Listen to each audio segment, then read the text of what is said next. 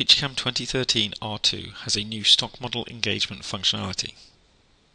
This aims to reduce tool wear and improve surface finish by eliminating excessive tool engagement and limiting the amount of maximum cut depth into unmachined stock. The functionality will also reduce air cutting by automatically removing toolpath segments that machine very little or no material. In this example, we have a mould part, and I've already got a number of pre-created toolpaths. Here you can see we've got an initial Zed Level roughing operation, and then 4 finishing operations which we're going to use in association with the stock model. Let's go ahead and just turn off these 4 toolpaths.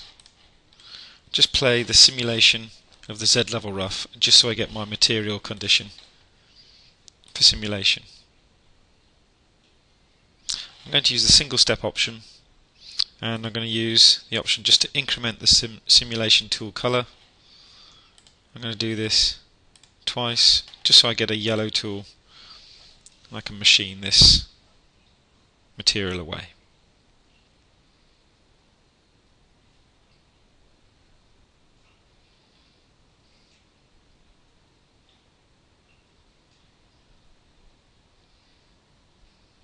So machine to the bottom. I'm now going to choose from the view option simulation. I'm going to say use these results as a starting point. That way when I do further 3D simulation I can simply start from that machined stock state. So the first one we have is a Zed Level finishing operation, and in this case if I go to the Zed Level into the stock area, this is just using our default stock dimensions. I've just reduced the overcut down to 0. If I go ahead and play a centerline simulation for this toolpath, we get a toolpath that looks something like this, and I can see in the case of the shape of this component the toolpath has followed along quite nicely. However, if we compare this to the stock condition, so in this case you can see I've got 2 stock models. I'm going to check the first stock model, so this is the stock condition of the first roughing operation. We can see rather large cusps left by that previous tool. So we're plunging the tool quite deeply into this stock material as we make our way around the component. To avoid this, we can use the stock engagement option.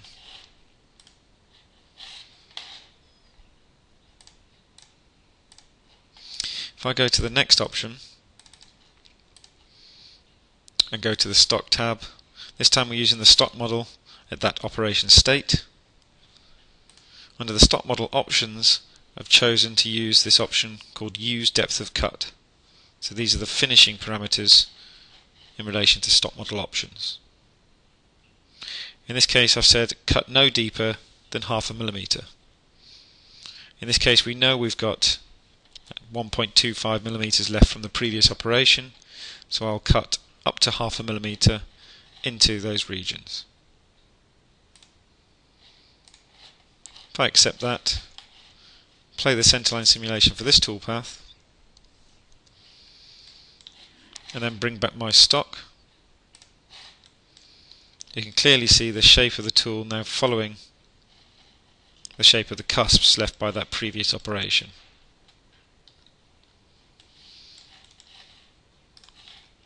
If we were to play the 2 operations side by side, so in this case I'm going to choose the previous operation into my 3D simulation and play, you can see the deep cuts, especially in this region here where we've got this star-shaped cutout. If I do this with the depth of cut selected and again replay that 3D simulation, you can see we're taking a lot shallower cuts as we make our way down the component. This is going to protect the tool and prevent it from plunging deep into any regions of deep stock material.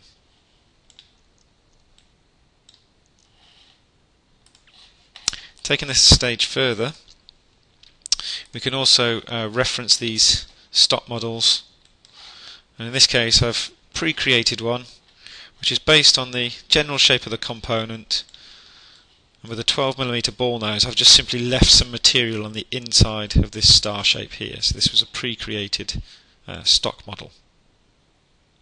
So if I go ahead and look at this next operation, so into the Zed level, into the stock tab, so we're referencing that stock model, but we're just simply passing the Zed level operation all over the component. If you look at the stock model options, nothing is checked in this case. If I go ahead and play the centerline simulation, you can see I get a toolpath all over the component. But in this case I know the majority of the material has gone from the outside of the component. It's just simply this pocket region that's left with stock material. We can solve this by using the machine stock only option. If I go back into that stock tab, into the stock model options, I've now got the option machine stock only.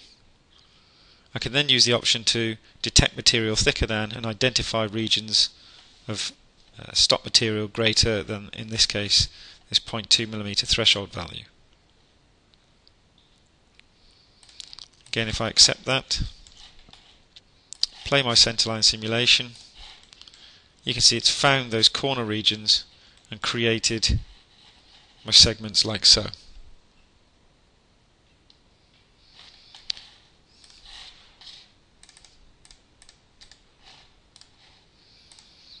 Again, going further into that stock tab option, into the options, you can see you've got an option that says minimum length removed. So this will take out any particularly fragmented segments.